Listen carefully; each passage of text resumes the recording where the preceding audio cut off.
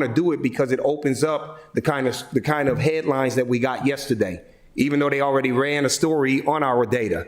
But what we believe is if our community truly does not understand where we are, you can't help us. And I did this in my previous school district, and the data was horrific. But we put a scorecard out, and it ultimately helped the business sector to see where they wanted to put investments, people who wanted to work with the school district to offer grants, things of that nature to figure out how they could help. It opened up a lot of resources by us being transparent. This scorecard is aligned to our strategic plan. This scorecard will allow for us to make budgetary decisions that are data-based. So we're not all over the place trying to figure out what are the areas that we need to focus on.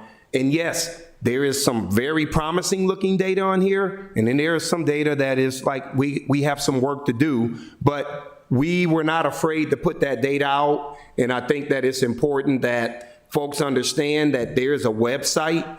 If you see here, www.aacps.org/strategic plan, you go to that site, it will give you links to our scorecard. It can go in a lot more detail on what the school district is doing and how we plan to monitor what our goals are. And you can see here an example, Go A, which is really around academics. There's a focus on that. Go B, we have a focus on all 5 of our goals to hold us accountable to doing the things that we said we were going to do. And so that's important. Here's our vacancy update. We're in a much better situation than we were 2 years ago when I got here. That 67 and 98 was more like somewhere in the close to 200 to 300 range. Yeah. So we have made significant progress. We just added teacher assistants because we wanted to make sure people knew that we had vacancies in that area. You all know the transportation situation we walked into. We fixed transportation. The issues we're dealing with now is just the growth in the county. That is putting some stress now on transportation and in some cases class sizes because we have grown, and you'll see some data on that in a few minutes. But food service workers is one of the areas that we know we have to work on. These folks don't even make $18 an hour on average. We need to get people there, and then a number of them only work 3.5 hours. It is hard to recruit to get people to want to come and work for that amount of money and the amount of hours. So that's something that we will work with the county executive and his finance team on, figuring out how we can shore up in that area. And then you can see the numbers here with custodians, crossing guards, and school nurses. And just note, the crossing guards don't work for us. That's true. The crossing guards work with the police department. Here's our data around enrollment. So as you can see, we are a part of the consortium. That is the large suburban school district collaborative that we have through the Superintendent's Association. We were in Seattle recently for a conference. They're doing a problem of practice with a number of the large suburban school districts on how to address enrollment declines. I told our team that's not one that we need to be a part of because we're growing. Our numbers netted almost 700 new students to the county this school year. And you can see where those numbers are at the elementary and the high school level. We anticipate that we will continue to grow as long as we follow through on doing the things that we said we were going to do. But this is promising, and if you can look here at the Annapolis cluster, you can see in the Annapolis cluster that we have 63 students more that are now in the Annapolis cluster. Gaining trust, getting results. This is where we're going to talk about a lot of the things that when I came in and did the first 100 days, the 16 listening and learning tours, we talked to everybody about what we wanted to see happen over the first couple of years of my tenure. We wanted to help develop a level of trust, that we would be honest with everybody, that we would be transparent, and that we were not going to shy away from the realities of things that may not smell that well. And so this is where we will begin to talk about the data. And I'm very proud to talk about the fact that I think as a school district, we have made significant progress over the last 2 years. And we will have that data, and I forget where you come in. I think it's you. Okay. Right here. This thing on here. So good afternoon again. It's a pleasure to be with you this afternoon. I am going to get into the data in just a moment, but I do want to speak to some of the things that we have done in the last year that we think do contribute to the results. So as you're aware, when Dr. Bedell first got here and he went through what he just described with his listening and learning tours, he also embarked on some reorganization within the district. And part of the phase 2 reorganization really enabled us to reorganize ourselves as an Office of Academics. And so there are now 5 divisions within the Office of Academics, and you can see them on the slide. What I want to emphasize is that this provides alignment between our divisions that are responsible for academic support and programming, our division that's responsible for growing and building capacity in our staff, and our division that is responsible for supervising and supporting our school leaders and our schools. And so having that alignment and through line better provides services to our schools, our students, and the communities that they serve. Additionally, in the last 2 years, we have adopted new curriculum in all of our elementary schools. We are in year 2 of Reveal Math. This high-quality instructional material is aligned to the Maryland State College and Career Readiness Standards for mathematics. It also provides students with a lot of opportunities to engage in mathematical practices, as well as real-world problem solving so that they're able to see how you actually apply math in everyday life. This is our first year of implementation for core knowledge language arts. We call it CKLA, and we are implementing this in all of our elementary schools. This really speaks to the desire to move toward the science of reading.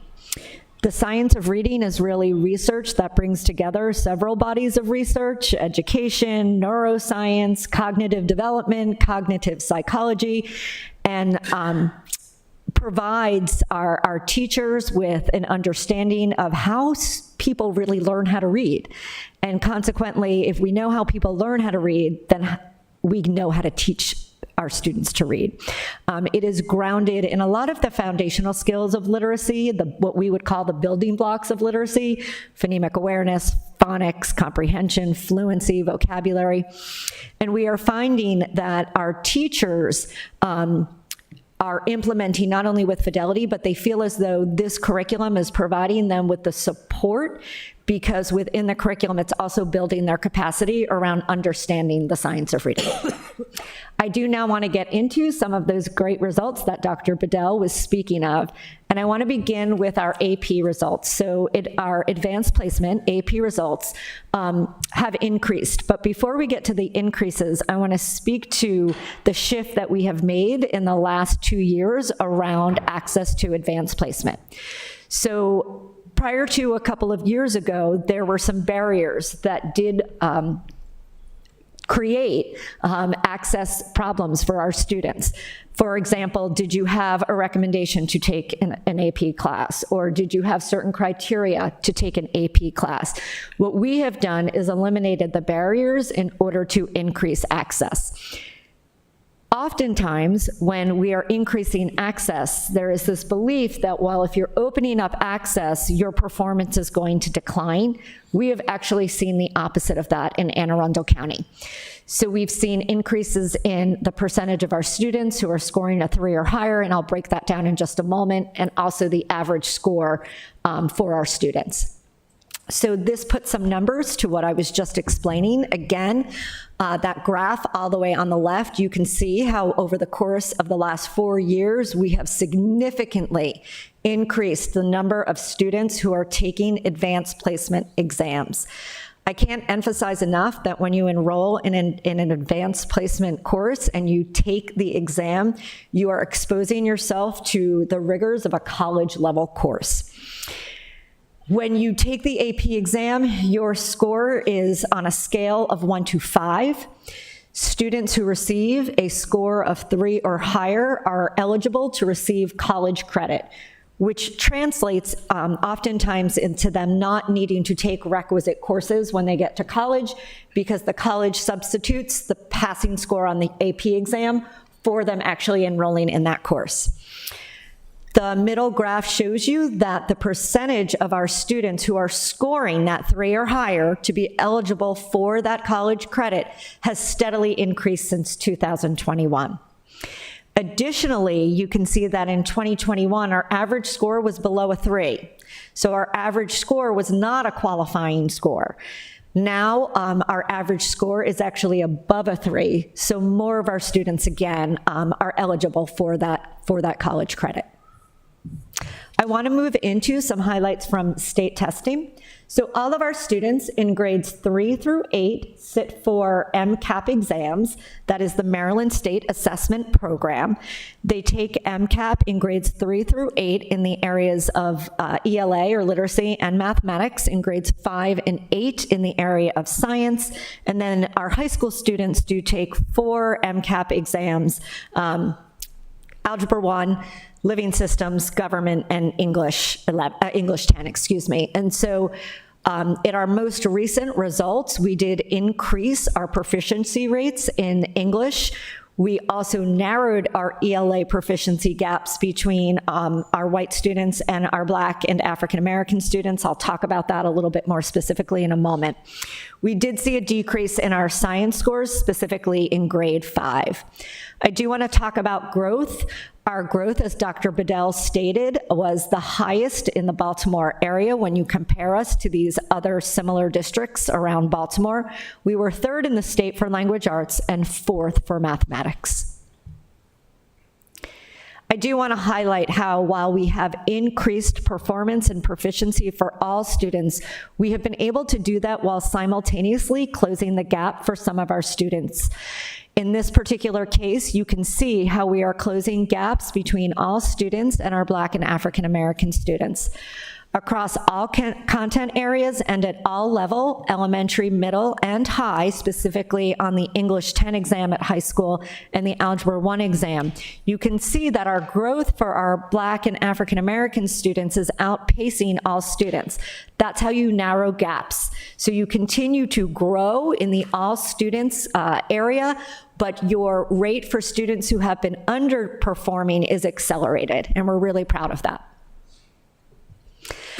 I do want to make a connection between the investments that we're making and the outcomes and advances our students are making. As you are aware, many of our schools are community schools, and so they do receive community schools funding.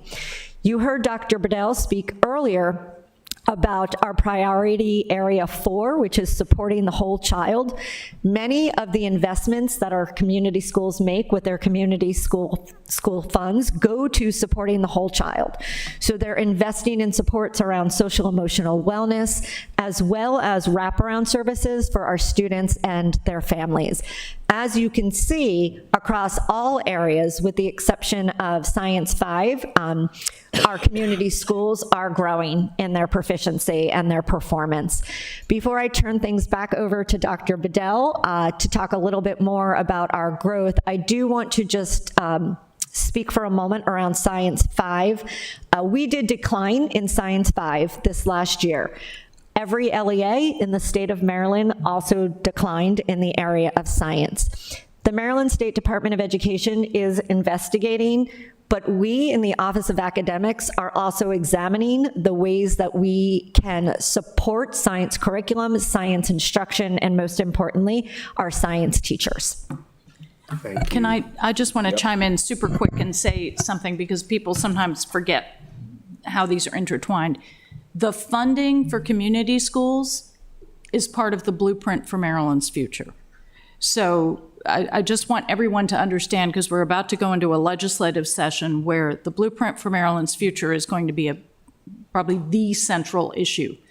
And this is a critical part of that funding. So thank you. And just to further back up what you just said, I was on the phone with a colleague. I think he went and spoke to the AIB today, but we spoke last night, and he said the one thing that he was going to share at their meeting today that has worked in his school district was community schools. His community school data looks like ours. You see that these resources are helping to level the playing field, and the kids are beginning to perform at a much faster rate. And that's what these resources should be doing. You shouldn't be stagnant. And again, I've said this multiple times to people who will say, well, oh, it just feels like you guys are lowering the top in order to close gaps. You saw the data. We're moving the top too. Our goal should be that 100% of our kids in every student group is performing at or above their proficiency rates. And until we get there, we have a lot of work to do. But when you have gaps that are as wide as the ones that we've experienced here in Anne Arundel, when you have an MOU with the NAACP because they said black kids were not being properly educated in Anne Arundel County, we have to make sure that these resources that we're getting, that we're getting a return on it. And this is evidence of that based on what you see happening in our community schools. So we showed you a little bit of that data. I wanted to share this with you because I gave this to the school board a couple of months ago. I wanted the board to see that although we don't necessarily monitor everything under the sun, we do, but that's not what the community sees. 21-22, we use that as a baseline year. I came in 22-23. Anything in green is showing that we are making positive growth.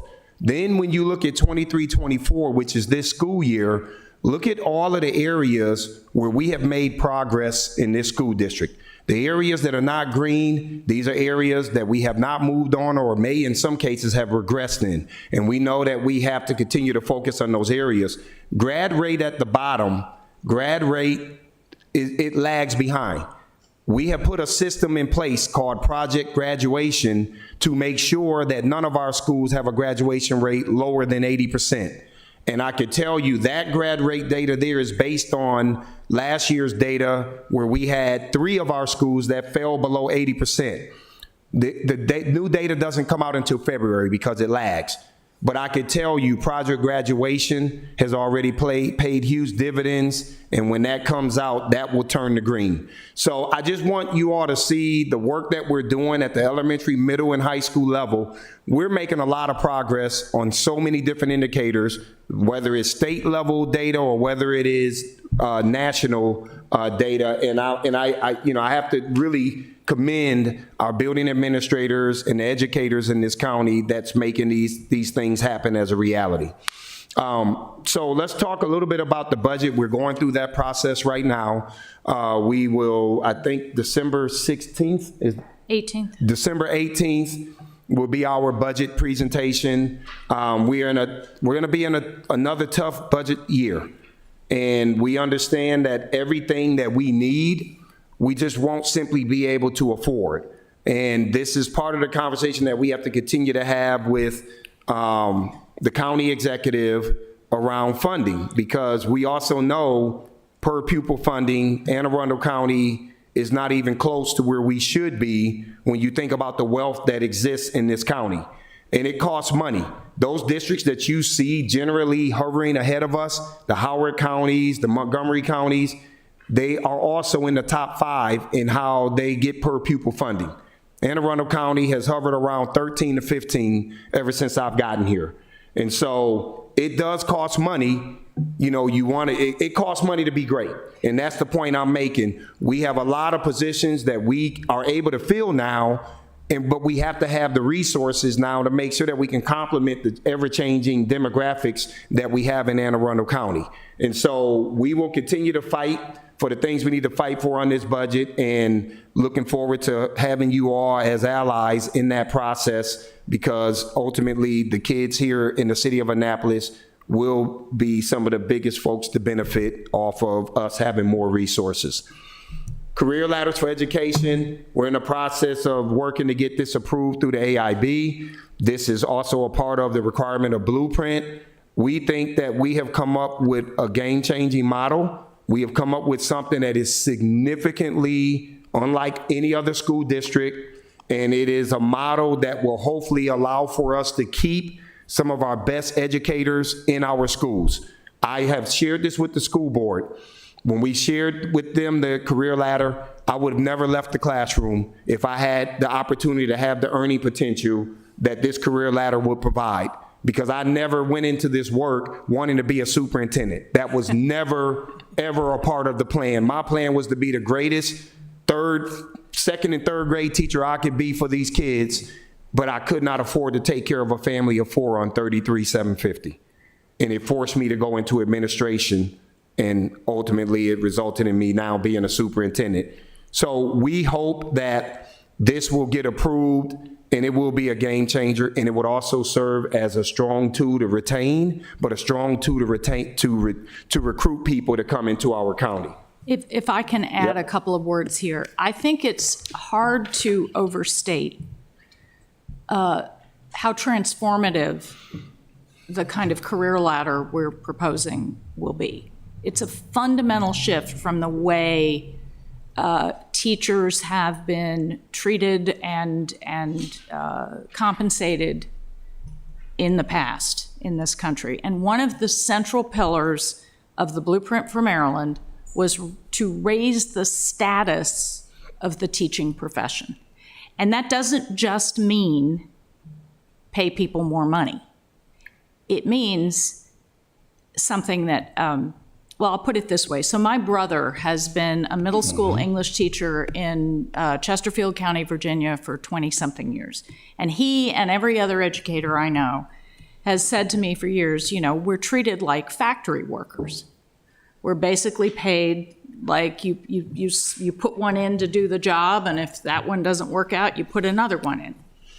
This career ladder is a fundamental shift in that. This is really the idea of growing educators, giving them the foundations to become masters or mistresses of their practice and stay in the building where they are needed, not only to teach, but to mentor. Yep. But that's fundamentally different than anything we've ever done in this country before. And this is benchmarked, the idea of a career ladder is benchmarked, as with all of the Blueprint work, against the top performing systems internationally. This is how teachers are treated in other places where public education is very successful. And so this is not simple. This is going to be an incredibly complex thing to implement. But I want everyone here to fully understand what the potential of this is and what the implications of it can be for the children who go through our school system. It can change everything. It means, if it's done right, what we should always have had, in my view, which is our top students go into teaching. They see this as a really valued career. Mm-hmm. We have always depended on educators being called to educate. Thank goodness they are. But that's also made them very vulnerable. This is treating educators as the professionals they really should be. But do not underestimate how complex this is. We are ahead of everybody in the state on this.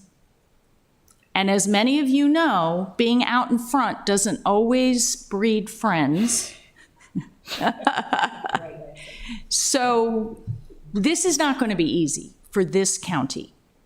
And I really urge all of you, if you care about our school system, look into this, ask us more questions about it, and if you can support us in any way, whether it's talking with legislators, with others in the area, please do so.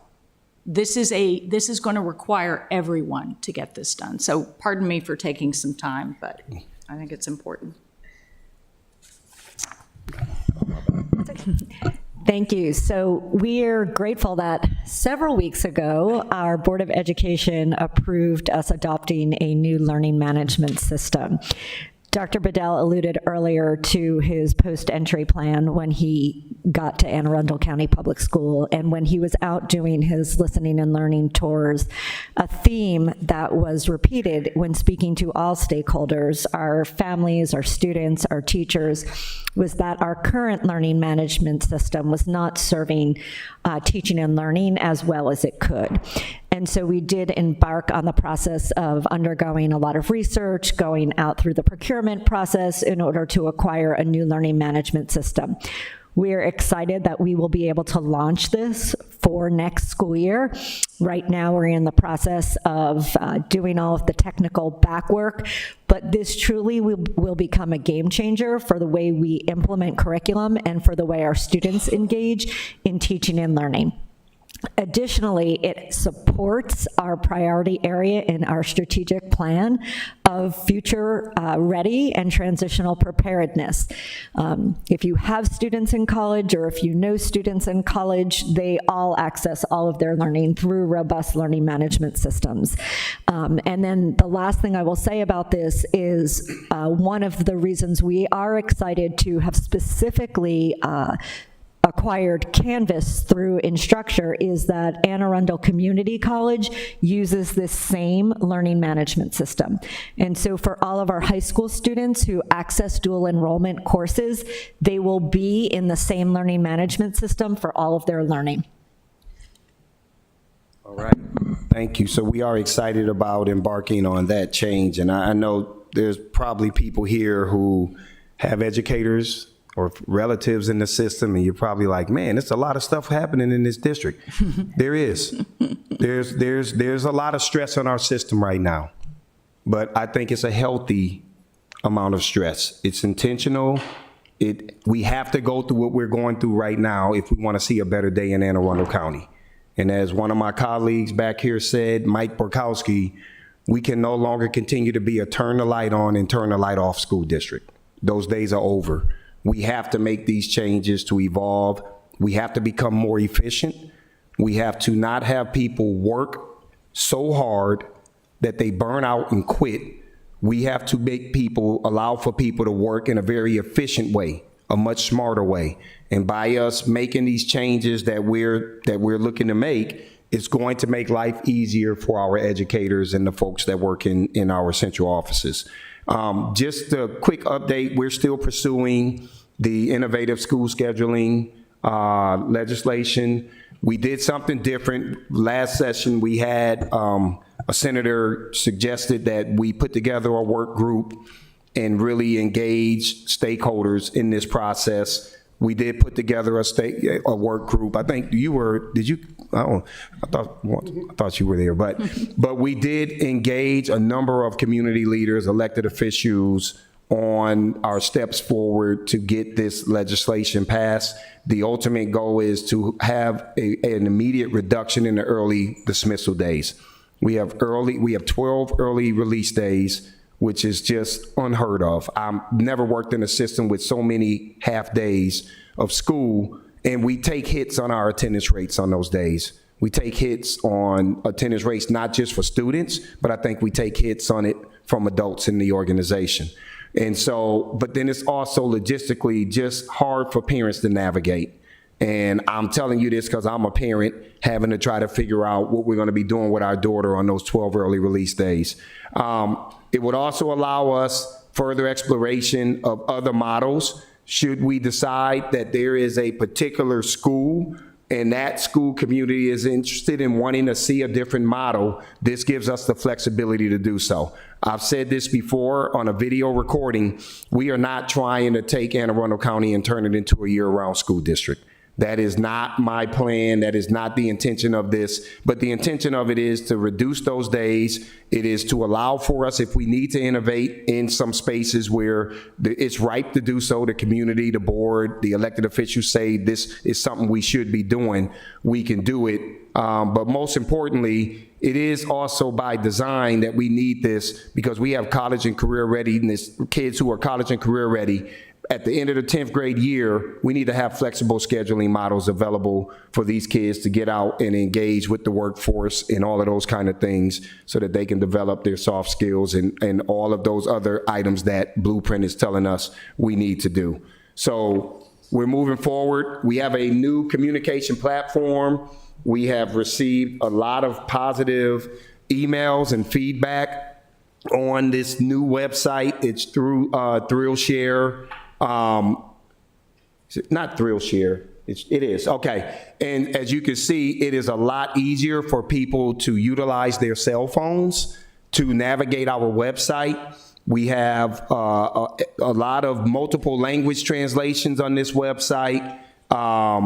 And so far, it has been a hit. So I do want to commend Mr. Mosier and his communication team for the evolution within our new communications platform, and we will continue to evolve in this space. If I can just add too, it became clear over many years that, actually, I heard this a lot in the Annapolis area. So many of our families really could only access things through their phone. And so, using a new platform that is just much more compatible with that kind of regular access, I think has lowered some barriers for many families. And so I'm hopeful that that will support stronger family engagement, better communication, without putting up those unnecessary barriers for families who don't necessarily have laptops or desktops at home. So, thank you. Here on the horizon, we will continue to address technology needs. As I've stated earlier, we have to modernize in this school district. We still have some things where it's still paper-based, and it's 2024. And so Mike and his team, they're working on a lot of that. One of the newest things we've done is we've changed how we onboard people in HR. That experience it's not only allowed for us to speed up the process, but it's just been a lot easier for people coming in to just be able to onboard and to do everything electronically. And so that's just an example of how we've created some efficiencies. Redistricting phase 2, you all know that's going to impact the Annapolis cluster. This is not going to be fun. There's nothing fun about redistricting, but when you see the numbers I shared with you earlier, we are up 700 more students. The reason why we had to redistrict in the first place was because of overcrowding in a number of our schools. So I would rather have to redistrict and balance because people are interested in wanting their kids in our system than to have to redistrict and balance because I'm closing schools because we have a decline in enrollment. Middle school athletics, we start off with that in the spring. Boys and girls soccer will be the first sport. And then we will then move to beginning to have more robust offerings in the fall. We are very excited about that. These middle school athletics was a high demand of middle schoolers. This was what they said they wanted, and we made a decision working with the school board that this needed to be funded. And so we think it will also bring and create a sense of community in some of these areas where kids don't normally get along. This is going to change the relationships with some of our communities that may have been at conflict, and knowing that most of these kids will end up going to high school together, I think athletics, middle school athletics will be a game changer, especially out here in the Annapolis cluster.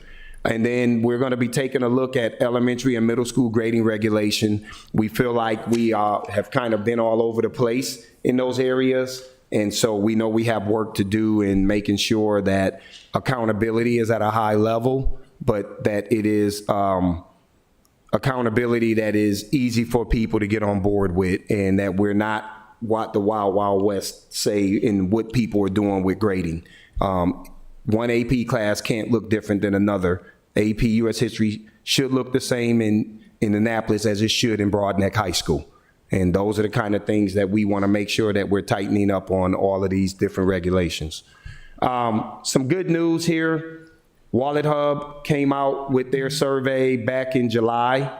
of the states with the best and worst school systems. And I try to put things in perspective for people, because people will look at data, and you can make data look any way you want it to look, right? You can beat up somebody over it, but I'm here to tell you, Maryland is ranked number 3 as the best states in this country to be educated in. And Massachusetts and Connecticut are the 2 that's ahead of us. They don't just look at state assessment data, and I think many of us in here can question our state assessment system. There's a reason why there is a work group looking at bringing new assessments into this state, potentially in 27, because even with the science data, we still don't know what happened. How do you have the whole state drop double-digit points, and we still don't have any answers on what happened? Last time we had those kind of drops, when I was a superintendent in Missouri, it ended up being a form error on the state assessment, and they had to throw the whole thing out for the whole state. We still waiting. So, I think we understand that, but they don't just look at state assessment. They're looking at SAT scores. They're looking at graduation rates. They're looking at AP. They're looking at ACT. They're looking at IB. All of those things I shared with you earlier that's showing us moving into the green. So Anne Arundel County is doing its part to contribute to Maryland being rated as the 3rd top state in education, and it's a bunch of data points that they look at that I think is important for me to share. We are also the number 1 most sought after school district in the entire DMV. Anne Arundel County is number 1. We're ranked number 40 out of 250 school districts that made this list. You can see the Frederick County, Howard County, Carroll County, and then Montgomery County are the other schools that made the list. This came out in February, Test Prep Insight. Again, that's validated by the numbers that we just got. We're up 700 students when a lot of school districts are losing students in enrollment. So that tells me that there's still a lot of interest in people wanting their kids educated in our school district. They're coming out here expecting something. And what I've shared with my staff is, we're not gonna have these people think that they got a bag of goods, and then when they open it up, it's a bag of bricks in there, because we didn't deliver on what we said these people expected. We will deliver. We will make sure that these kids are educated at a high level in this school district, and we will do it in unison with this community. We still want to make sure that we promote our Be Present initiative. We feel that we've had probably a much smoother school year. I'm gonna knock on the door on this wood so far. Like, we didn't have the big melees like we had last year. Remember the first, second day of school? We had that. We haven't had that. It's been a lot more peaceful for the most part. Now, do we have fights? Yes, we're gonna have fights. But it's not, this district's not, we're not out of control. We're not in shambles. I think this has a lot to do with it, because we have adult presence in our buildings. People are showing up, even if it's just to greet students or to be there during lunch. And I'm seeing it when I go into our schools, how people are volunteering their time. That makes a huge difference in people feeling like I can be in a safe environment. So we're very proud of how that's going. The mentoring program is, it's really taken off. And I'm gonna share a video with you to close out our presentation, but I need to share this with you. My team don't even know this. Today, I had an individual shadowing me from Montgomery County, an associate superintendent, and we concluded our day by going over to Annapolis High School to check out the mentoring program. And what I saw today moved my heart. Like, I'm ready to give this young man the world. Young kid name is Gerard. Gerard was presenting, he's a senior this year, he was presenting to about 30 10th graders on a 5-year plan, helping them to understand you gotta start with 1 day, and then it's gotta be a week, then it's gotta be 6 weeks, a month, whatever. And he gave them his outlook on what he's planning to do when he graduates.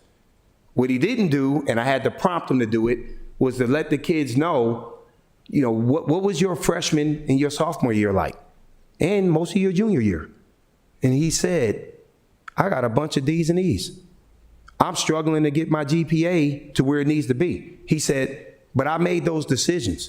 He said, during Panther Hour, I wouldn't even come to school until after Panther Hour was over. I didn't take my education seriously. And now I want to go and become a criminal law attorney. Now, he has turned it around. He has turned it around. He's in school every day. He's going to graduate on time. He's going to go to college.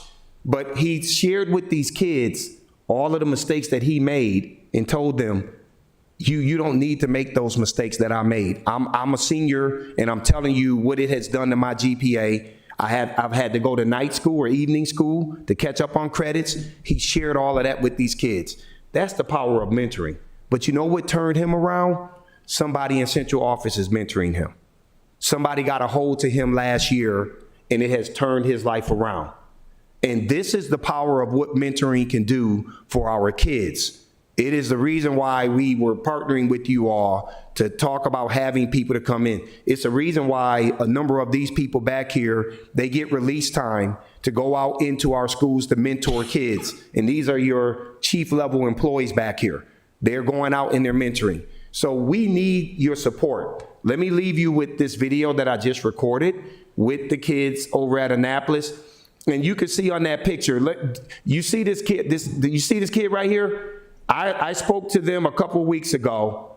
This kid looked like he wasn't paying attention to anything I was saying. You know, I kept looking, I'm like, man, this dude's not listening to anything I'm saying. Do you know this kid came over to me afterwards and he said to me, he came out, he pulled his phone out. First of all, you're not supposed to have your phone out, but it's lunchtime, so it's fine. He pulled his phone out and he said, Dr. Bedell, you talked about stocks. I want to show you my cryptocurrency portfolio. I saw him again today. He said, Dr. Bedell, can you and I do a session with all of them on stocks? I said, yeah, we can co-present together because we're going to give these kids some money through a grant that we received. And I hope all of them will open up their own stock portfolios and to start to build their wealth. That's what this mentoring stuff does. Even when you don't think they're paying attention, they are paying attention.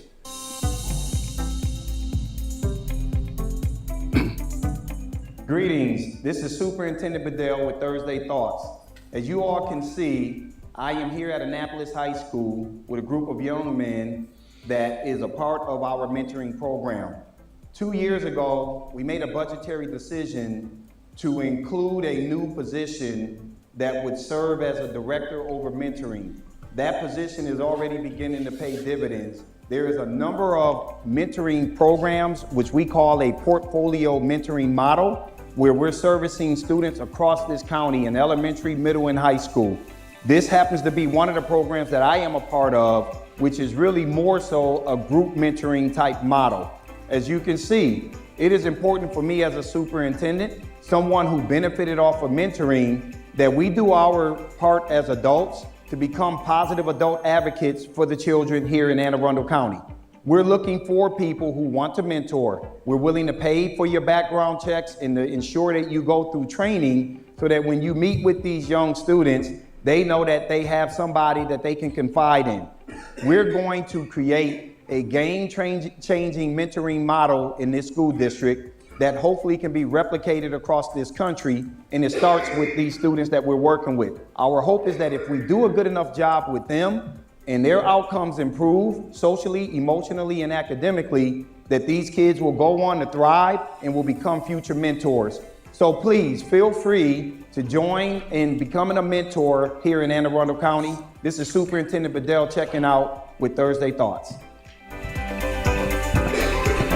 All right, so with that being said, I'm gonna let Dr. Tobin close this out and then we'll open it up for questions. Yes, thank you. First of all, I was remiss at the beginning. I forgot to introduce my colleague and the president of the Board of Education, Mr. Robert Silkworth. All right. Who is an honorary Panther.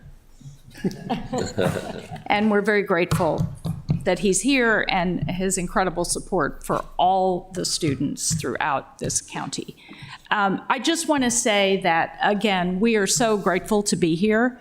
When I first was elected to this position in 2020, my goal was to build relationships with the city because these are our children we share in common.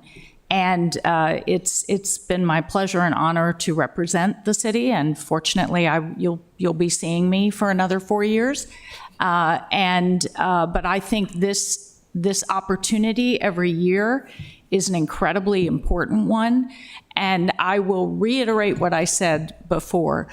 We need you as our allies as we continue to advocate for the children, particularly in this case of Annapolis.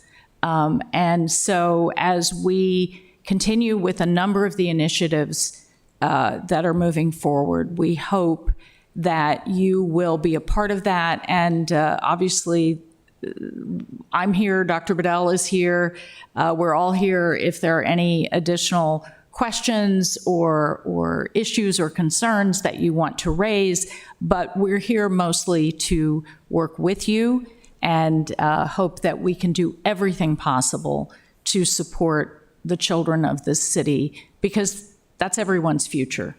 And we have wonderful schools, but we have an opportunity to make them truly great, and we're looking forward to that. So with that, any questions or I'm just going to give you a bit of issues? Thank you. And thank you so much for your innovation. It's hard not to be blown away when you see that stuff. So we're so lucky to have you. But what was most notable to me is how much you care about people, not just your students, but your people behind you and all the people that you're trying to bring up. It's amazing. So lots of questions. So I'll go to Alderman O'Neill. Thank you. Thank you. Thank you very much for the presentation. I had the opportunity to meet with Maggie and Michael earlier today, and I came in here really excited to hear the rest of the story. So thank you. I feel so positive over the last 2 years of where our school system is going. And sadly, I don't have my own children in the school system anymore after May, but I do have nieces and nephews that are still in there. I have 5 questions for you, and I hope that they'll be short. Science. When my children were in elementary school, science was an afterthought. And is that part of the Yes. So we have actually discussed this as a team, as a senior level team. We do look at how we are scheduling elementary school, and I'm just going to be transparent and honest. I don't know that we've been dedicating enough time to science.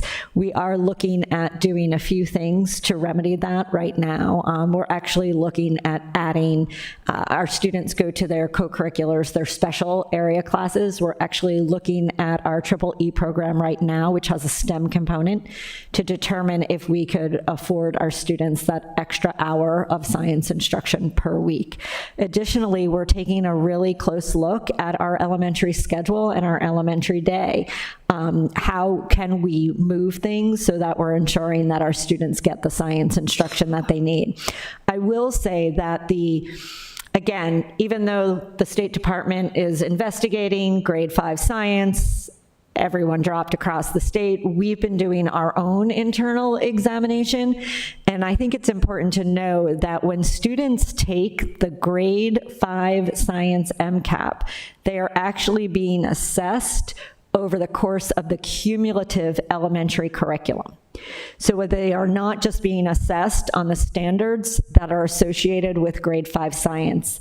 It's actually 3, 4, and 5. And so we need to determine what are the best ways to ensure that as students transition from grade to grade, they're able to carry and retain this knowledge, and how do we circle back to content that they may not have had prior to taking that assessment. But yes, Thank you. We need to look at it. Can I? And there's one other piece that I just want to make sure, because it may come up later. We have the shortest elementary day schedule in the state. So when you're fighting for instructional minutes and you have scripted curriculums such as Amplify and Reveal, like something's got to give here. That's just the reality of it. We have the most early release days and we have the shortest elementary school days in the state. So let me just put a finer point on it.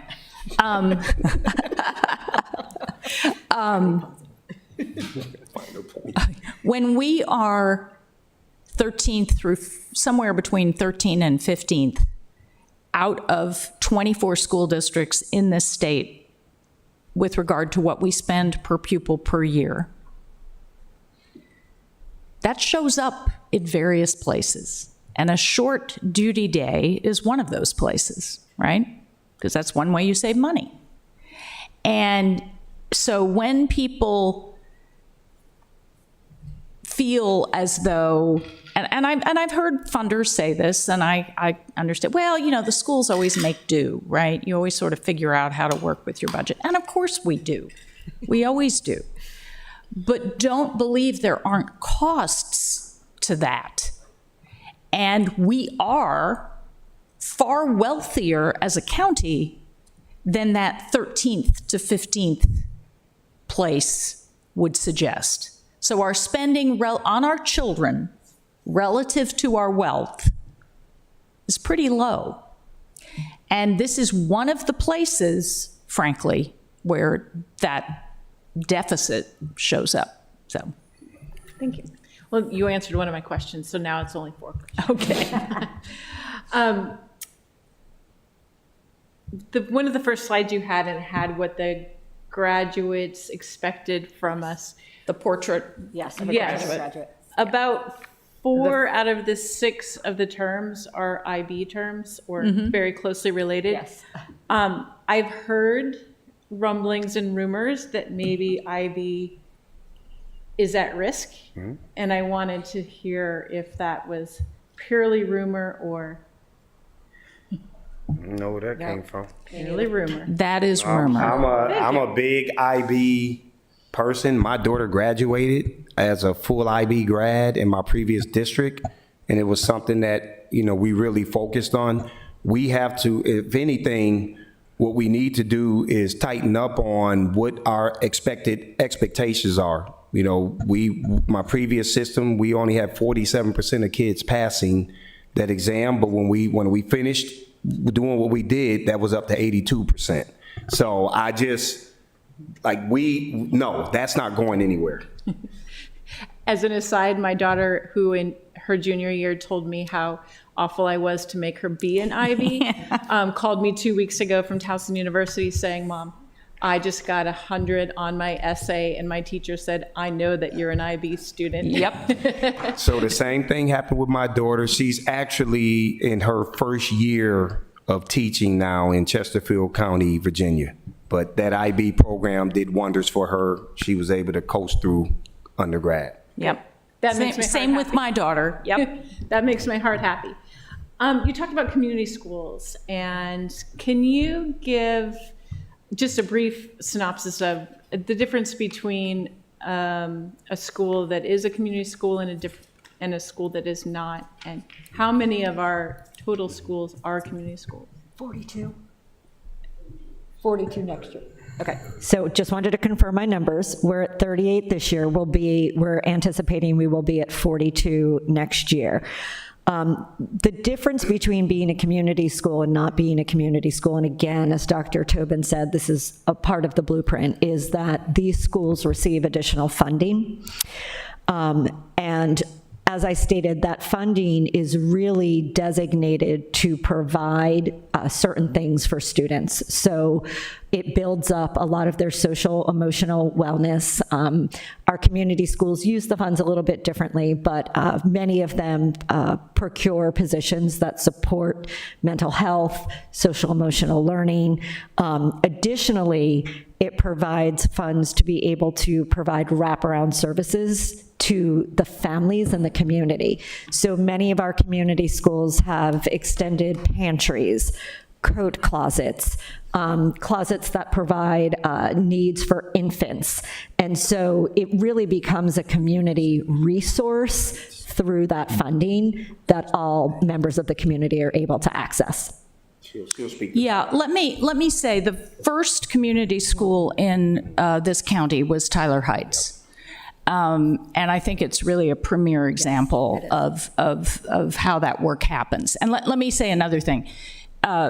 So you may be aware of Title I funding, right? That is academic money.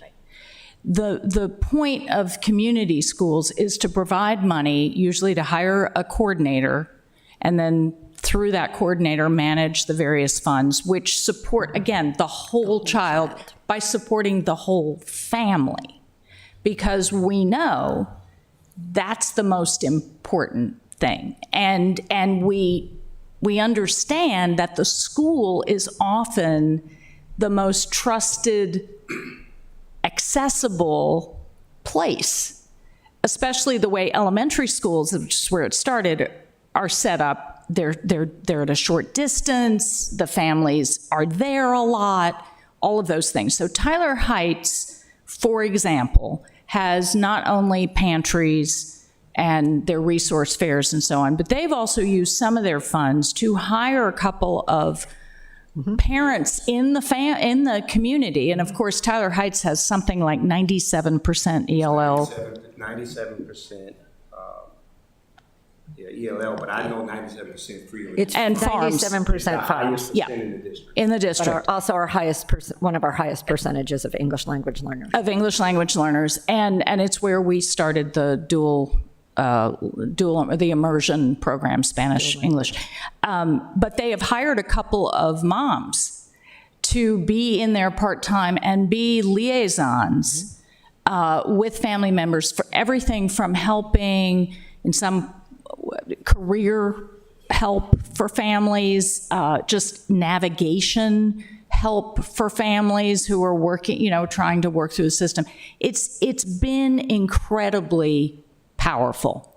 And the most community schools also are Title I schools, just by virtue of Yes. the demographics. But those are sort of the two different areas. Separate funding purposes. Yes. So Thank you. I appreciate that.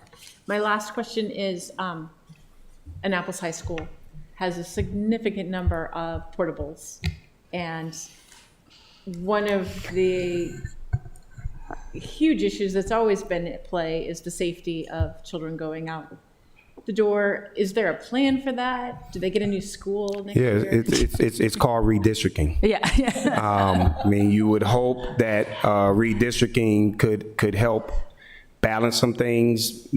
A new school, I would love that. Yeah, I would. I was there today, but I would love a new school over there. But I also will tell you all, I feel like every time I go into a middle school, I almost walk out appalled at the treatment of middle schools in this district. I went to Southern Middle today, and again, I walked out like, wow, it's just dark and dim, and it looks outdated. And we've done a lot for elementary and high schools. It's been a neglect on middle schools. And so what I would hope is when we do this next round of our facility, Our plan, our 10-year long-term plan. 10-year plan, they take a look at all of that. They take a look at the middle schools. They take a look at some of our high schools that potentially still need something, and there's some recommendations that will come. But I agree with you. There's some things that need to be done over there. Yeah, I agree. So let me add something to this. So Annapolis High, obviously, very full. And it has, two big magnet programs there. And there are some who have said, well, what if you just move the magnets out of there and then you wouldn't have that problem? Well, I, for one, am very much against that because I think it's particularly important, given the pockets of need in the Annapolis cluster, that Annapolis students have those magnets right here. As it is, there's already, in my view, a terrible inequity in that any student in the Annapolis cluster who wants to attend either a middle or high school STEM magnet must have private transportation to get to a consolidated bus stop and be transported to South River or Central. And that's a problem, in my view. So that's not a route I personally am prepared to take to alleviate crowding at Annapolis High. I don't think that would be appropriate for the students in the Annapolis area. So that's my view on that. But yes, unfortunately, in these days of concerns, and it's certainly a top concern for us of school security, the in and out that, and it's kind of the IB village out there in a lot of the portables. So it's largely IB students who are out there, is concerning. And so we're going to continue to work through redistricting in other areas to see what we can do to get the numbers where they need to be. But I agree with you. I'd love to see a new building. Thank you very much. I appreciate all of that, and I'm going to let my other colleagues. Everyone have a wants to chance speak, but I talk. will have to go to our teacher, Alderman Finlay, soon, out of respect. There is a priority for teachers here. Thank you, Mr. Mayor. I have 3 questions, and they come from the Annapolis Education Commission. The first has to do with mental health services and social workers. I know last year there was a big push to increase the number of social workers. So could you speak a little bit about what your efforts are and how we're addressing the increased need for mental health services? Yeah, we recognize that that is a part of our strategic plan. I believe it falls under Goal 4. We just went through our budget exercise, and I know that we recognize, looking at the ratios, that we are going to need to beef up in some of those areas. And so when we present on December 18th to the board, I would assume that there will be some increased ask of supports from this board that then could move forward to the county. So there, yes, we recognize that. And Mr. Silkworth and I, we met this morning, and one of the things he brought up to me was that there was a student at North County High School who I guess is going through a lot right now. I think the principal sent a response to a parent, because they CC'd him on it, that, we need to get your daughter checked out by a psychologist and see if we can get her waitlisted. Now, I don't know how true that is. We're going to look into it. I'll get with Ms. Jackson back here and we'll figure it out. But we don't want to be in a situation where students are being waitlisted because we don't have enough personnel. And so I could tell you that is going to be a focus of ours around really trying to beef up in those areas. Can the health department lend any resources? I know we have a great working relationship with them, and I know Ms. Jackson and her team, they work with her closely. I don't have an answer on that one. We could probably get that for you. If I could add, I think one of the specifics behind this question from the Annapolis Education Commission is around the fact that Annapolis High only has one social worker and has 3 caseloads feeding in from the middle schools. And that's been an ongoing concern because Annapolis High is obviously a very big school and there's very high need. So as a board member, I can advocate for more positions. I cannot dictate where those positions go for all sorts of good governance reasons. But as Dr. Bedell said, we are going to continue to advocate for those positions. So, Well, just by virtue of the fact that you recognized there were 3 social workers servicing that group of kids, and it went down to 1. So, yeah. Question number 2 has to do with career readiness and the community college. Is there an effort to provide transportation to those students who are ready to leave the high school early and go to the community college? So for our students who access dual enrollment, we currently do not provide transportation if they are taking the course on campus at AACC. What I can tell you we're looking into is how can we increase the number of courses that are offered on our campuses in our schools, which does eliminate that transportation barrier. And I will say this too, we talked about this, we pulled from the agenda last night an approval for transportation contracts. Transportation is becoming astronomical from a fiscal standpoint. So even if I wanted to do that, which is the right thing to do, I have no idea how we would afford it when we are struggling right now just to get kids on their traditional extracurricular buses. It's just, the cost is really out of control, and you all will see that when we present the budget. That's why for us, we feel like to really tackle that barrier, a really good option is to have courses offered on our campuses. The more we can increase that, the more we remove that potential barrier, knowing that the transportation costs are pretty astronomical.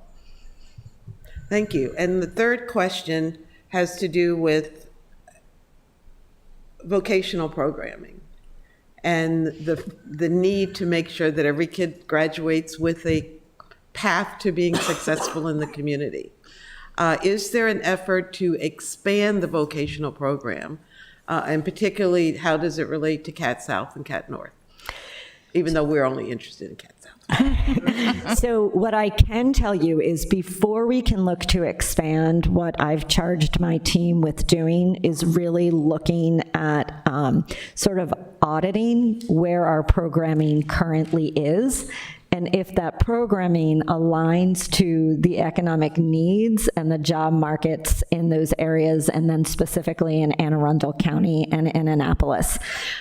Currently, we also are not aligned to the Maryland State Career Clusters with some of our programming. And so we really just need to take a look at what are the programs we're offering, which career clusters are they in, how do they align to the job market, and then is there a potential to shift or to expand. We have some programs that are completer pathways for career and technical education in some of our schools that have very low enrollment. Then we have other programs and other completer pathways where there potentially aren't enough seats.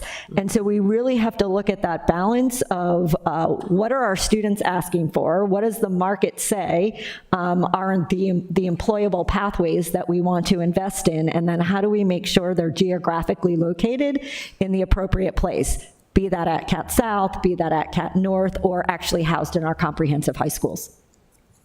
Well, thank you. Those are my three questions, and thank you for this presentation today, and we're going to share it.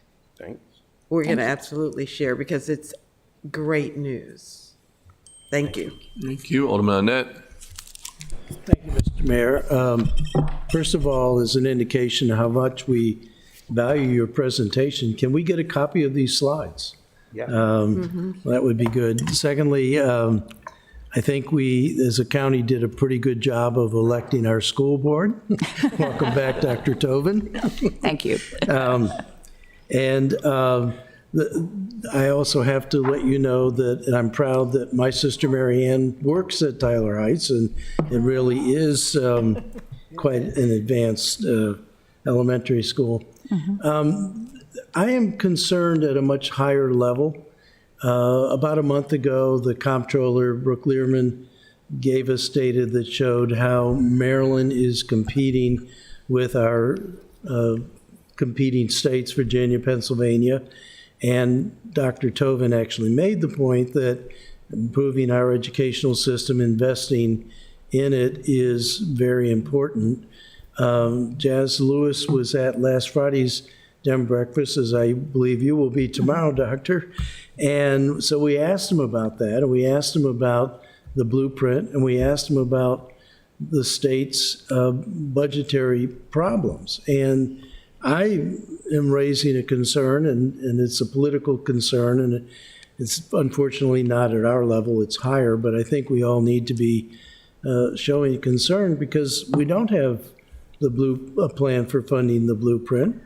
And I can remember year after year going to the county when John Hammond was the budget director, and how we would always start off about moaning about what a big percent of the county's budget is for the school, which it is over half, but how low we are in terms of compensating our teachers and spending money. So if we want to be a state that competes with our surrounding states, and particularly in STEM, we are going to have to make more of an investment. And if we're going to do the blueprint, we got to find out how a state that is facing financial difficulties across the board is going to come up with the money to spend for that. So I think we love what you're doing. We hope we can do better, and we need to try to help you to do that. Thank you. Well, Thank you. Thank you very much for your comments. We're very grateful. And here's what I say to people all the time. Unless and until the voters make it clear what matters to them, things don't move. And, the reason I said as much as I did about the career ladder and a few other things is we really have an opportunity here to transform our public education. It is also the case, I will say this as a putting on my other hat as a political theory professor who spent years studying and teaching the theory of American democracy, that if you do not have a robust public education system, you will not have a robust democracy. But education is the original long game. And it takes vision, it takes forethought, and it takes guts. And I think I've always believed that bottom up is better than top down. And I think when those of us who are elected on the local level and the professionals who are doing this work every day keep pushing up, and when we share with our constituents, when we make sure this information is getting out there and people really understand what's at stake. I mean, when you poll people in the state, Blueprint is very popular. The reality is that it's great cost, but the issue is not the money, it's the ROI. And the way the money is being spent, for the most part in Blueprint, is a way better ROI than what we've been doing. But that's a harder argument to make. And I think that there has been and there will be a lot of, and some of it, in my opinion, is simple demagoguery of the Blueprint, because it's money, it's, a tax, it's whatever you want to call it. But at the end of the day, it is what will build the future of this county and this state, and it is what will support us and protect us from the vagaries of global events and the economy and everything else moving forward. And voters need to understand that. And that message needs to get out there. And so, I don't have an easy answer to that question, but that is the answer ultimately, in my view. So, thank you. Alderman Savage. Thank you, Mr. Mayor, and thank you all so much for coming out again. So good to see you. And I'm really glad to see the continued positive direction that the district is going. And even more so now that my son is most likely, hopefully, going to be going to Annapolis High. He, we met with my colleague over here from Ward 2, and she helped convince us to pursue the IB program. So he's trying to get into that. But in any case, look forward to that. But I am, I remain concerned about the school overcrowding, but it sounds like we at least have a plan to try to address that. Well, yes, but this is where we will need your support, because listen, whatever the decision is, and I don't know what it is, but I already hear people already talking. I don't want this community coming this way. I'm already hearing it.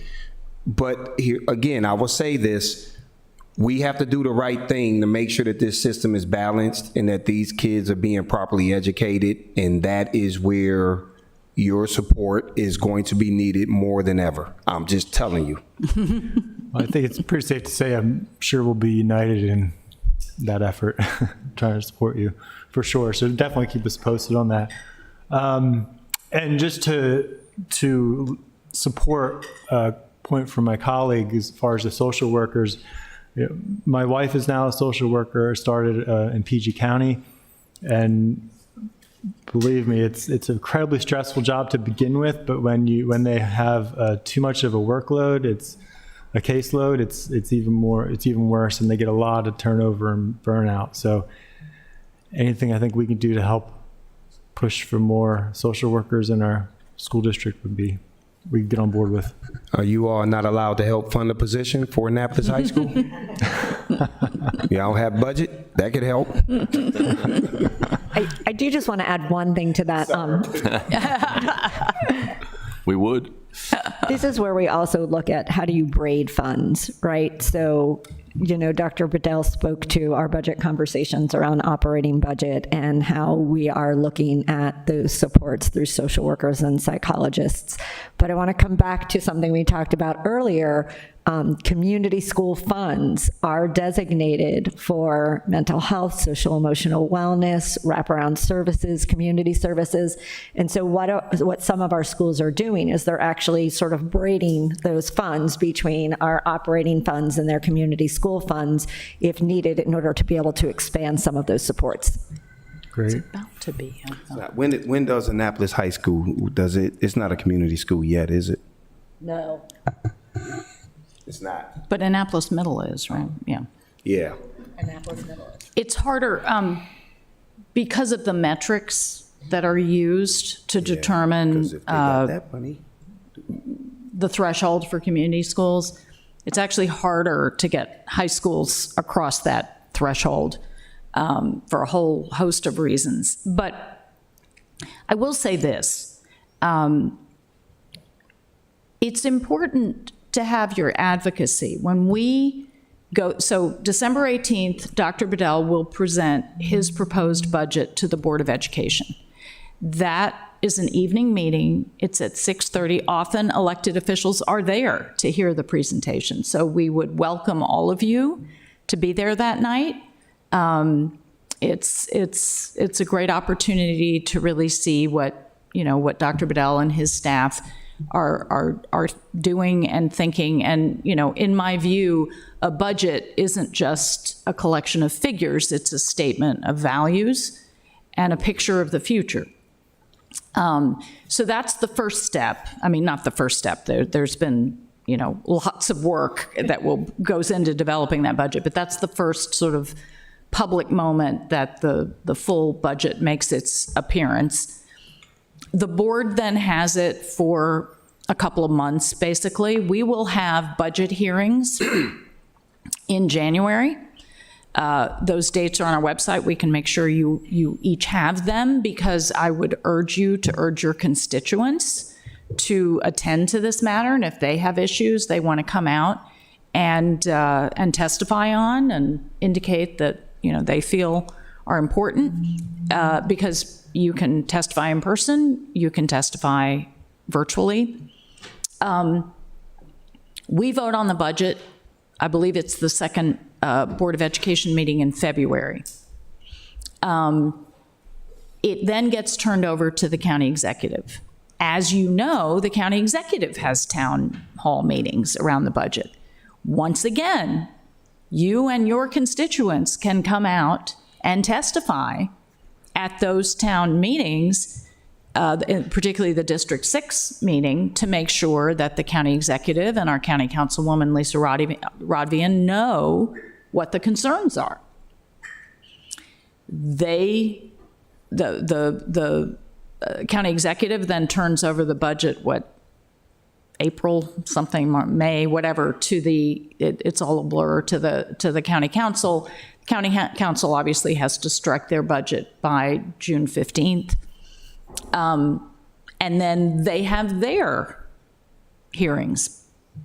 And again, we would urge you to share all of that with your constituents and make sure that if they have any concerns, they have things they feel really need advocacy, please come out to those. The more people who come and make their voices heard, the better off we'll be.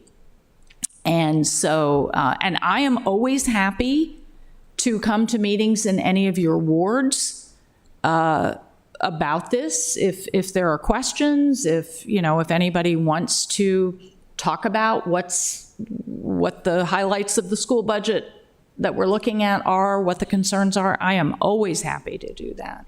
So, as always, we invite your partnership, and this is how particularly the Annapolis cluster can make its voice heard. So, thank you. Well, I would like to, when I have a town hall meeting, maybe in the spring might be a good time to have you come out.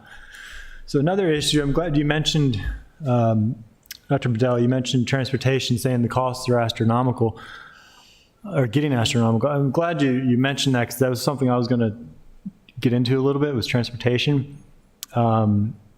Because at least on the city's end, we've really been trying to emphasize transportation alternatives, active mobility. We passed a comprehensive plan that has a lot of improvements identified in there for, again, pedestrians, cycling.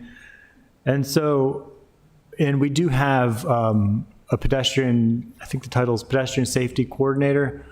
And I don't know if they've been in touch, but it'd be great to have some coordination, because I think as an urban school district, we have a unique opportunity to if we emphasize alternatives, because I may have said this before, but these days it's probably around, I forget what it is, but it's around 5% of the kids who bike or walk to school. Back in the 50s, it used to be 50, 60%.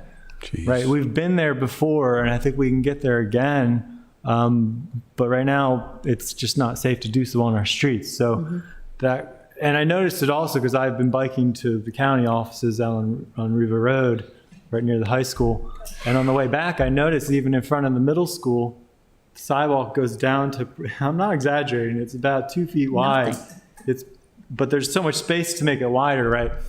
And so obviously that's going to need coordination with the county as well, but I'm hoping there'll be opportunities for the three of us to get in and put in multi-use paths, put in bike lanes, because one thing my son is interested in doing is trying to organize, they call them a bike bus. Get all the kids together to go at the same time. It's safer, right?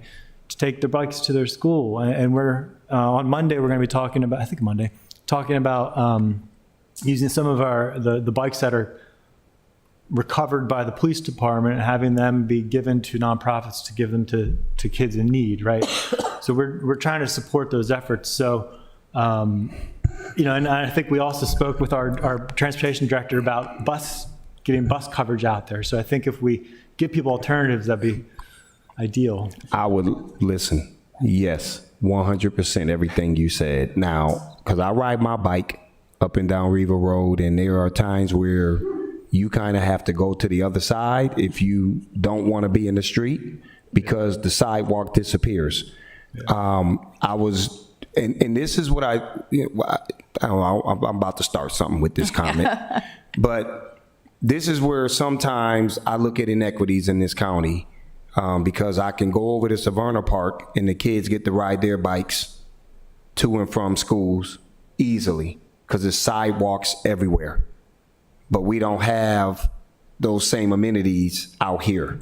And there's other parts of the county, when I lived in Severn, up and down Telegraph Road, in some cases, there are no sidewalks. So kids, even if they wanted to try to ride their bikes to their neighborhood school, they can't.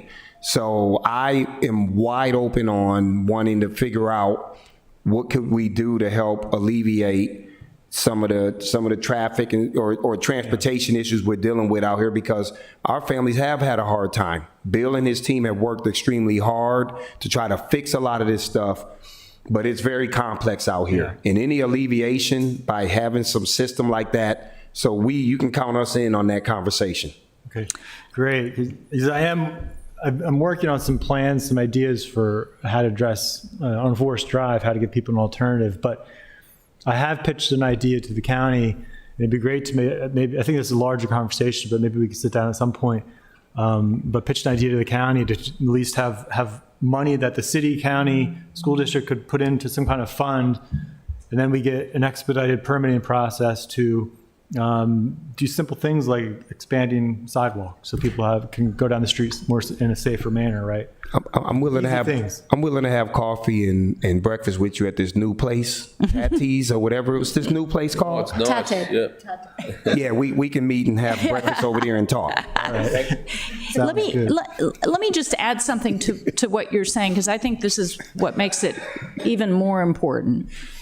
I'm serious. With regard to the blueprint and the fact that, one of the requirements as it now stands is students ultimately be college and career ready by the time they're finished in 10th grade, and they've got those 2 years that could be many different things. So the days of, showing up at 8:30 and leaving at 3:18 are gone and should be for high school.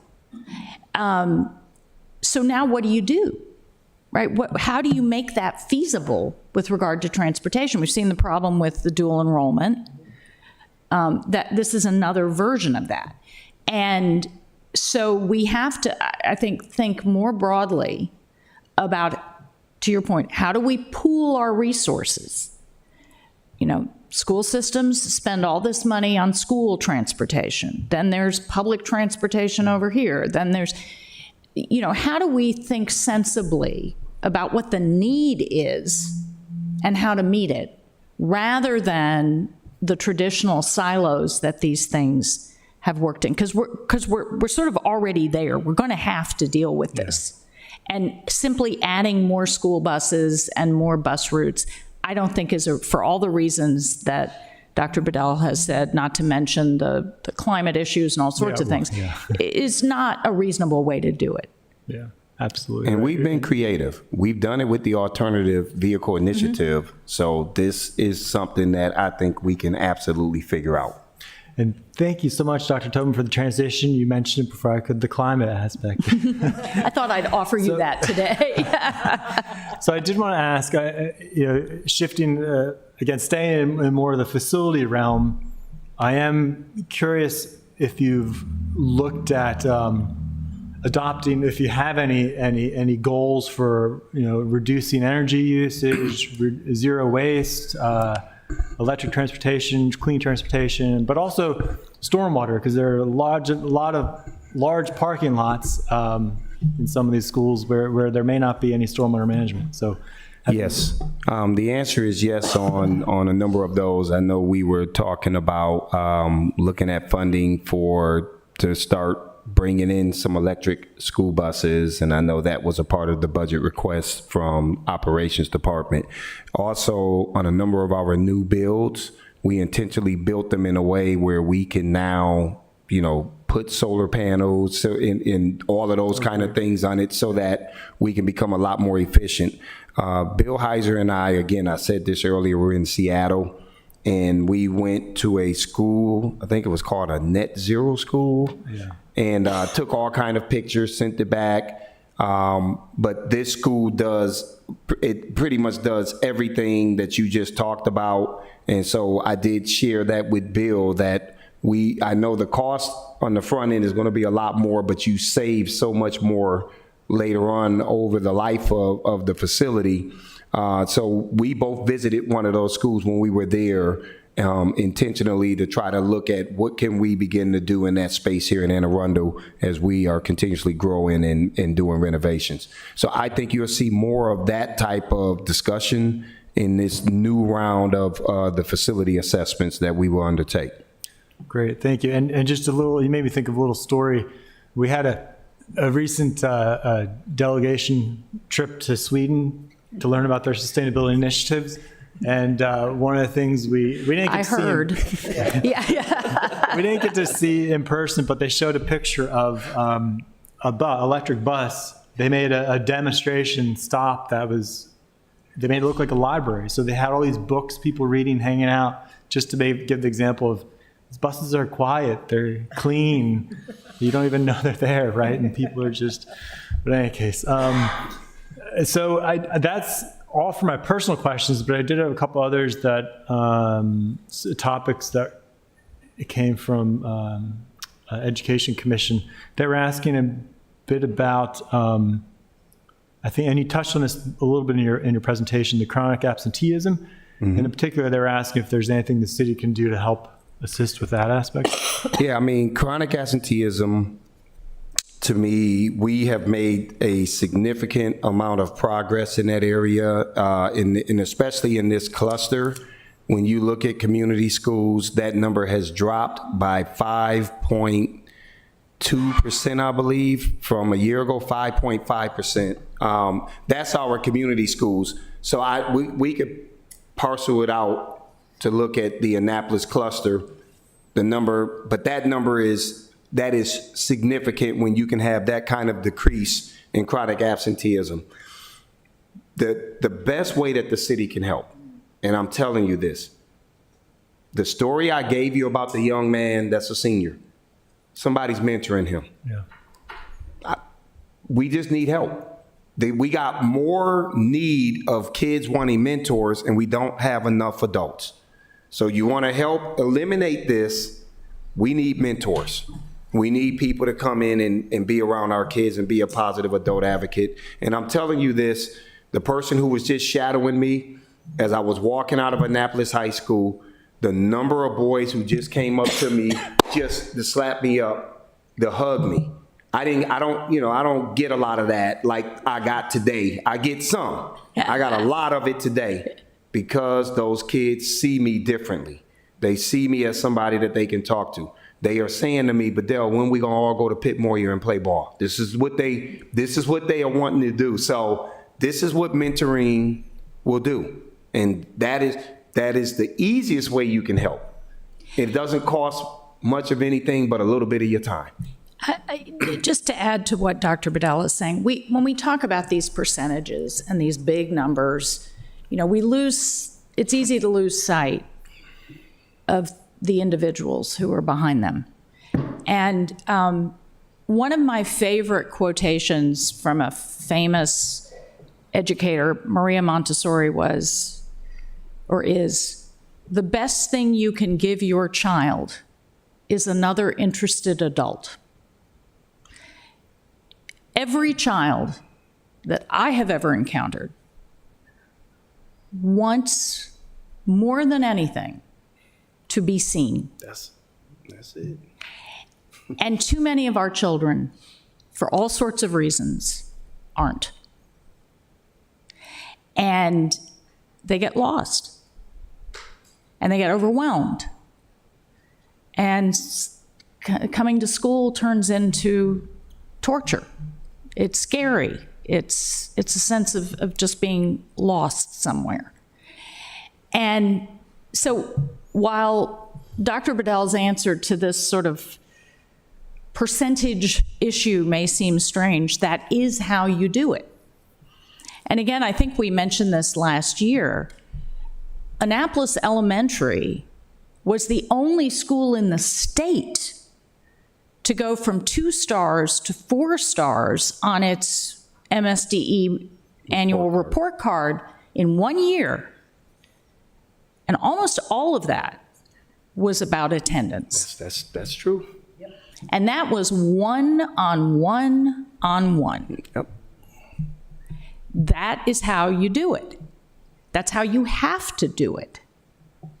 That's why the community school model works, because to really meet that child where that child is, you have to know something. You have to know where that child's coming from. What's walking in every day. And you have to be able to reach where the need is. And that's just the nature of where we are right now in this country in education. These are things that are not, strictly speaking, educational work, but it turns out they are. And so, when we ask the community to come out, find a couple of hours a few times a month to come and be with a student, the difference that makes is almost impossible to state. And again, if you can do it, if you can help us get this word out to folks in your communities, that this is a need. And I will often hear people who maybe don't have kids in the schools talk about the kids. You need to know a kid, and you need to know what's going on with them. And the reward you get will be so much more than you give, but the difference you make will be immeasurable. So I just hope you can carry that message with you. Well, thank you. And it sounds like another topic for us when you are able to join me at Town Hall. Last question. I know I've taken up a lot of time already. This is another question from our Education Commission. It has to do with, let's see, how can we have equity of opportunity in clubs and programs in our schools with our suburban counterparts? It seems we're having to choose between aftercare and clubs at several of our schools. I don't entirely know. I don't know what that is. Okay. What are they asking? Something came up in the commission meeting last night about the fact that there are some schools that have an after-school program that I believe is run by the city, and some do not. And that there is maybe, I think it was Eastport Elementary was mentioned that because of space, there could either be clubs or aftercare or something like that. I think the short answer is, and we discussed this a little bit on the commission meeting last night, Ms. Finlayson was there as well. We're all trying to work together to provide what we can provide. I mean, we depend on partnerships with the city for after-school activities and those kinds of things. We do what we can in the schools, but our goal is always to provide as many of those opportunities as we can for our students, but we also know that it's a crisis in this county and in this country to find affordable daycare, aftercare, before care of high quality. And that's an ongoing struggle that, we continue to try to tackle because we know it's important. And whereas outside the city, we have the county programs, I believe, if I'm correct, based on what was said, we don't have those programs in the city because we're in the city, which means that city children, but Ms. Finlayson, you can probably say more. If I might, Mr. Mayor, I think the discussion was around a latchkey program that we have at Recs and Parks. That has been a program that's been ongoing in the city for a number of years, but it's not available in county elementary schools. And so why is that? And, we'll have to do the research to find out why, but the Recreation and Parks Department has seen fit to fund it over as many years as I can recall. So I think that was the genesis of the question. Yep. Okay. I don't know if we answered anything, but. I'm sorry, I still don't know what y'all I don't know what you all are talking about, so yeah. Right, Alderman Pindell Charles. Thank you, Mr. Mayor. First of all, I want to thank you all so very, very, very, very much for this. And I'm going to quote Medea, hallelujah. Yeah. For being creative and out of the box. That's about all I can say for that, as Forrest Gump says. But anyway, moving on. I want to thank Mr. Dickerson and Ms. Wilson for contacting me and asking me to meet with them about a month or so ago. It was very productive, and we talked about quite a few things. But anyway, two things that we did talk about. As many of you know, we have have been having our vendor and resource fairs during the summer, during our underserved communities. Last year we had 13. This time we had 15, and we're going to be doing them throughout the city as well. And I know Dr. Tobin shows up quite often, and we thank her, and so is Dr. Bedell. So anyway, when we have larger groups that we know are coming, I assured them that they will be on the list to be invited to those resource fairs as well, and they graciously said absolutely.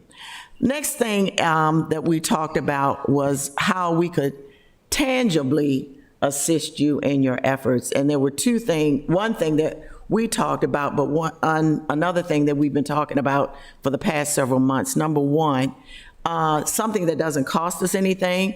When there's an issue that you think that the public needs to know about, certainly we can do a city council resolution that gives the public the opportunity to see that we recognize it, that it's important, and that we usually put language in there that gives folks information while we're doing it, and it shows the will of the council that we support the school system in whatever you all happen to be doing, which is probably 95% of what you're doing. So that's the one thing that we did talk about. The other thing that we've been working with Mr. Dillard, of course, is through the mentorship program, and we've had a few little bumps in the road, and we got to get through a little HR things, but that's in-kind donation. Yeah. So while it may not go on the spreadsheet from the finance department, by golly, it can go on some other sheet to say what we're doing, and we're trying to get that up to speed as far as having staff leave work 15 minutes ahead of time, going to the school for a half hour, then returning back for 15 more minutes. So we're going to be working on that a little bit more and try to kind of shove that along a little bit more. The other thing is to, as far as reaching out to constituents and our residents and all of that, usually most of us have community associations that are pretty active. Nothing says that they can't write a letter or sign petitions. That always is extremely helpful. It tells the powers that be what is important. Of course, testifying is always something that's really important as well. So community associations, individuals, anything that gives a kind of an oomph to what you all want to do and to get our attention. I know that, Alderman Savage talked about the European trip. Miss Tanya Asman with the County Transportation Department, I think she went on that trip, so that might be someone that you can reach out to as far as transportation, biking, and that sort of thing. The other thing is we had a gentleman to come in last month, I believe it was, from the Robinwood community. We gave him a city council citation, who fixes bikes. And so I did mention that to the police department concerning your amendment for that piece of legislation. So we can certainly utilize that gentleman, and his wife came with him and some other friend, I guess, and they were really thrilled to be recognized for their efforts in fixing bikes, but to be a part of the community and to assist us in what we continue to do. And I cannot remember the gentleman's name, but we can Do you have a card? Do you have a business card? Does he have a card? I can find that out. I got 3 bikes that need to be repaired. We will find that out from our city clerk, because I know that's on the agenda. And the last thing is, and I can imagine what 3 bikes you're talking about, but we won't do that. But anyway, concerning the attendance, it's a over and over and over conversation, but I live across the street from Walt S. Mills Parole Elementary, and there are 2 signs, one in English and one in Spanish, and it talks about absenteeism. And when I walk around the school in the parking lot, I continually read that sign, and I would venture to say that has made a small difference, some negligible difference in attendance. But keeping that message going, which you all know and do so well, is really a testament to how the school system has really come a long way in just 2.5 years. Well, not quite 2.5, but thank you all so much, all of you all. And what I will say is, when you talk about career ladders, These are your representatives. These people in the room, the people in the school buildings, the people at central office. There's your walking testimony and your evidence of what career ladders can do in a school system, especially, and in any other profession. But thank you all. God bless you. We love you. Keep up the great work, and whatever we can do, just let us know. Thank you. Thank you. One last question, Alderman O'Neill. It's the guy's name. Mr. Keone. Kiwone. It's a flat. But we can get his contact information Yeah. as well. Yeah. Oh, I thought I saw something Make that about that. connection. Did a story with WBA. Yeah, that's All what I three of thought them I saw lights something down. about it, yeah. All three of them. Well, I just want to say, you, we Alderman are O'Neill. so proud to be part of Team Anne Arundel County, Team Maryland. We are thrilled with the direction that we're heading in these times, and I think we're leading the country, and you're a huge part of that. So thank you for letting us be part of your team. I did want to know, will Linda McMahon be making you put World Championship Wrestling rings in the cafeterias or anything like that? Is that potential happening? Professional development's going to look very different. Anyway, thank you for making us, so proud, and thanks for what we're doing. We learn so much every time you're here, and we think you're the best. So We thank you so appreciate the much. partnership. Thank you. Thank you so much.